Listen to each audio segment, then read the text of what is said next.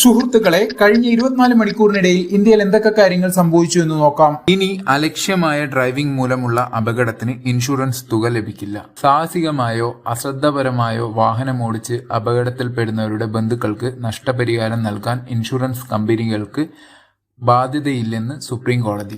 ഈയിടെ അമിത വേഗതയിൽ കാർ ഓടിച്ച് ഡ്രൈവർ മരിച്ച സംഭവത്തിൽ മരണപ്പെട്ടയാളുടെ ഭാര്യയ്ക്കും മകനും മാതാപിതാക്കൾക്കും നഷ്ടപരിഹാരം നൽകണമെന്ന ഹർജി പരിഗണിക്കവെയാണ് സുപ്രീം കോടതിയുടെ ഈ നിരീക്ഷണം. US ട്രേഡിംഗ് കമ്പനിയായ ജെയിംസ് സ്ട്രീറ്റിന്റെ പ്രവർത്തനം നിർത്തിവെപ്പിച്ച് സെബി. കമ്പനി നിയമവിരുദ്ധമായാണ് പ്രവർത്തിച്ചു വരുന്നതെന്ന് കണ്ടെത്തി. നിയമവിരുദ്ധമായി കമ്പനി സമ്പാദിച്ച 4,840 രൂപയും കണ്ടുകെട്ടുമെന്ന് സെബി അറിയിച്ചു. ട്രേഡിംഗിൽ 36,500 കോടി രൂപയും തട്ടിപ്പ് കണ്ടെത്തിയിട്ടുണ്ട്. ഇന്ത്യയിലെ പ്രധാന ഐഫോൺ നിർമ്മാതാക്കളായ ഫോക്സ്കോൺ ചൈനക്കാരെ തിരിച്ചയക്കുന്നു.